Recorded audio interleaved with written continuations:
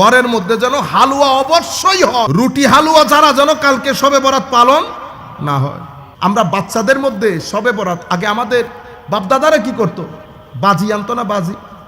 আমরা 6-7 বছর যে পোলা শবে বরাত বুঝবে, আমার ভিতরে শবে বরাত ঢুকাইলো কে, বাজি আর আমার মার হালুয়া।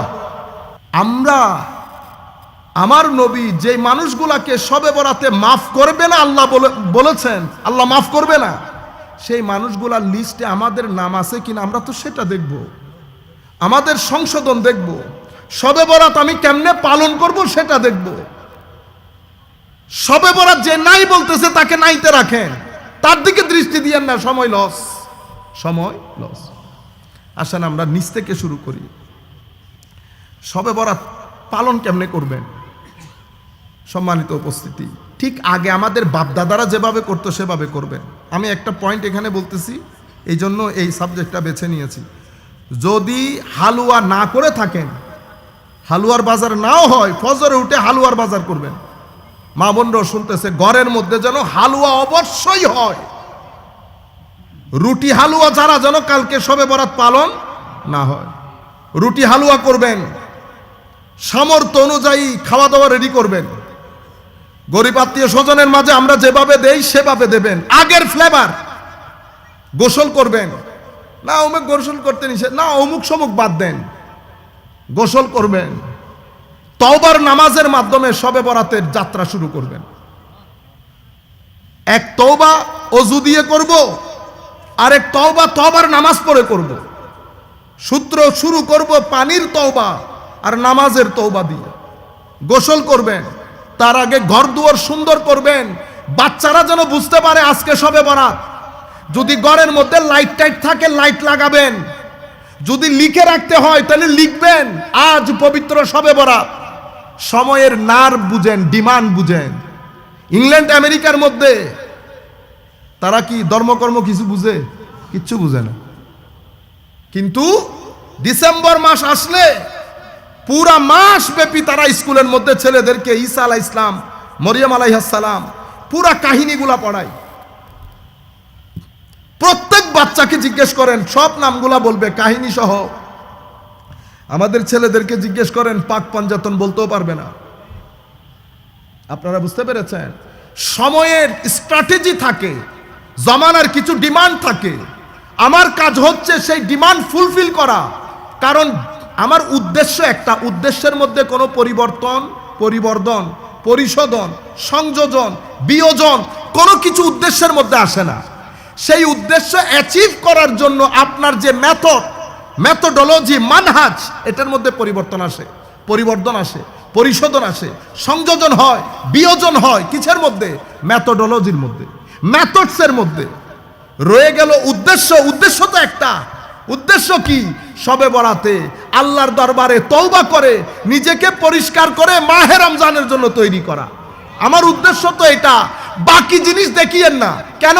যখন রিকশায় চড়ে যাওয়া দরকার আমি রিকশায় চড়বো, যখন রিকশা থেকে নেমে বাসে চড়া দরকার আমি বাসে চড়বো, যখন কারে ওঠার দরকার কারে উঠবো, প্রয়োজন যদি হয় হেলিকপ্টারে যাব। যাচ্ছেন না হেলিকপ্টারে? যাচ্ছি না। হেলিকপ্টার তো উদ্দেশ্য না, উদ্দেশ্য তো প্রোগ্রাম। হেলিকপ্টার বাহন, তো হেলিকপ্টার ছাড়া বাহন আর নাই, আছে। কিন্তু আমি সময়ের ডিমান্ড হচ্ছে আমাকে এখন হেলিকপ্টার ব্যবহার করতে হবে। আপনারা বুঝতে পেরেছেন? সুতরাং সময় যত পরিবর্তন হবে তত আপনার মেথডের মধ্যে, মেথোডোলজির মধ্যে আপনি পরিবর্তন আনবেন। আপনাদের লেখা পড়া সব কিছুর মধ্যে প্রত্যেক দিন পরিবর্তন হচ্ছে না তো? কেউ কি এখন 2 2 5 বলে? ও 2 2 4 তো এটা থাকবে, কখন কখন ডাকপারিও থাকবে। লেখাপড়া জায়গার মধ্যে থাকবে, মেথডস পরিবর্তন হবে, মেথোডোলজি পরিবর্তন হবে। আপনারা বুঝতে পেরেছেন?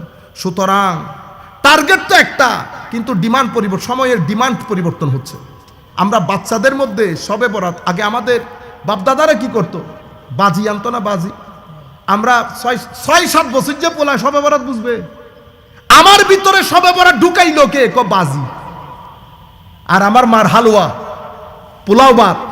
এখান থেকে আইসা আপনি যদি বলেন আমার ভাই এ পোলাও নাই, পোলাও নাই, তো পেঁয়াজু আর সনাবুট আছে, পেঁয়াজু আর বেগুনি খান যে, চনা বুট পেঁয়াজু বেগুনি, এটা ছাড়া আমাদের ইফতারি হয়?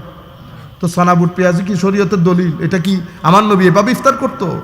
এটা আছে, এটাও বাদ দিলাম। আপনার ছেলে মেয়ের বিয়ে করতেছেন, পোলাও রোজ ছাড়া আপনি কি সেখানে শুটকির বেগুন দিবেন? না, আমরা এগুলা করি না, আমাদের বাসার মধ্যে আমরা শুটকির বেগুন খাই, বিয়েটাও শুটকির বেগুন। এটা করবে কিনা? Common sense. তো পাবনায় পাঠাই দিতে হবে আপনাকে। আপনি বুঝতে পারেন নাই, দেশের কালচার থাকে, ট্রেডিশন থাকে। আমি জায়েজ না জায়েজের মধ্যে যাচ্ছি না, আপনি আমাকে শরীয়ত বুঝাইতে আসিয়েন না, শরীয়ত আপন জায়গার মধ্যে।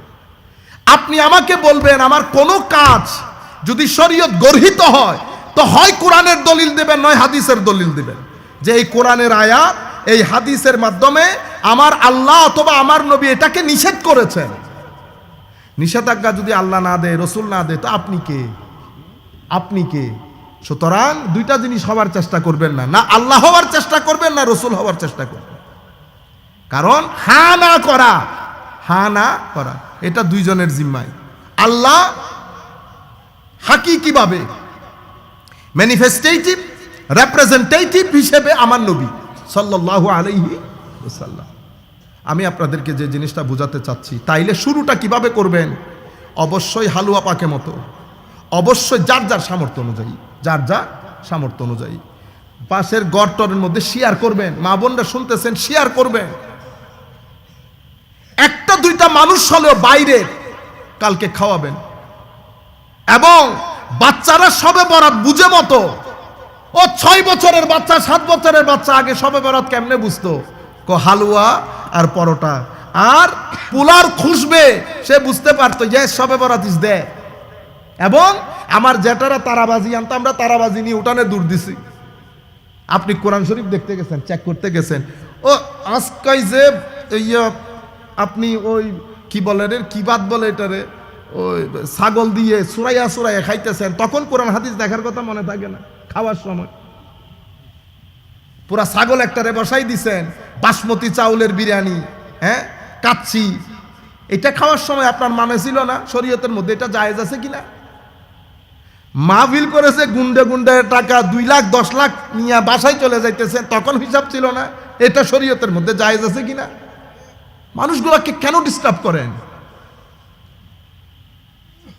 শরীয়তের মধ্যে জায়েজ না জায়েজ 1300 বছরের উলামায়ে কেরামের বুঝে আসে নাই।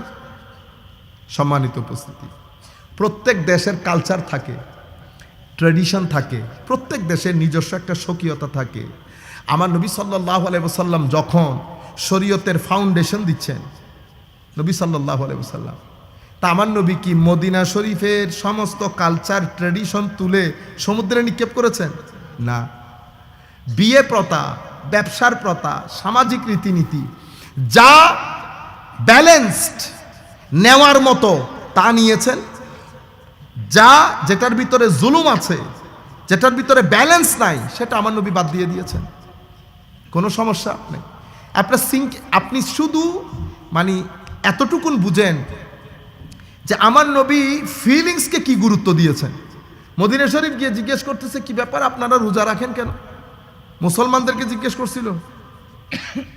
আপনি আপনার মাইন্ডসেট আর আমার নবী যে মাইন্ডসেট দিচ্ছে সেটার সাথে একটু চিন্তা করেন তো। মদিনা শরীফের মেইন লোক হচ্ছে ইহুদিরা, তো তাদেরকে আমার নবী বলছে, কিরে এরা রোজা রাখে কেন? এরা রোজা রাখে কারণ এই দিন হযরতে মুসা আলাইহিস সালাম থেকে আল্লাহ তাদেরকে মুক্তি দিয়েছেন।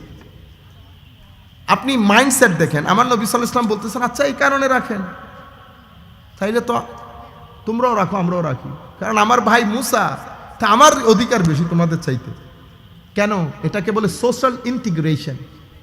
শরীয়তের মধ্যে যদি সমস্যা না থাকে, কারণ আহলে কিতাব আমার নবী ইন্টিগ্রেট করে নিয়েছে। সোশ্যাল ইন্টিগ্রেশন কেন করলেন ইয়া রাসূলুল্লাহ? এটা ব্রিজ, এটার মাধ্যমে আমার দ্বীনের পানি আমি সেই সোসাইটির মধ্যে পৌঁছাবো। আমি আপনাকে অন বোর্ড নিলাম, এটাকে কি বলে? অন বোর্ড নেওয়া। If I do not take you on board, আমি যদি শুরু থেকে আমাকে দূরে রাখি, কারণ আমি জজবা আলা মৌলভী, বুঝতে পেরেছেন? জজবা আলা। আমাদের এখানে তো একটু কোনো রকম যদি আমাদের হুজুররা মাইন্ড করে ফেলবে, প্লিজ ডোন্ট মাইন্ড, আমাদের যদি কোনো রকম এলমেনাহু বুঝে আসে, যা জাইদুন রায়তু জাইদান মারার তু বিজাইদি, এতটুকুন বুঝে আসে, আর আরবির মধ্যে যদি এতটুকু আসে, আমাদের ওই যে ট্র্যাডিশনাল অ্যারাবিক সিস্টেম, আনা উরিদ ওয়ান আতাকাল্লামা বিকা আল-লুগা আল-আরাবিয়্যাতা, এরকম যদিও জবাব দিয়ে পড়ে, ও অতটুকুনে আমাদের হুজুরদের গায়ে আর হাত দেওয়া যাচ্ছে না। বুঝতে পারছেন? আমার যেই ছেলেটা ঢাকা ইউনিভার্সিটিতে সুযোগ পাইছে, এখনো ভর্তি কাজ কমপ্লিট হয়নি, ধরতে পারবেন, গায়ে হাত দিতে পারবেন?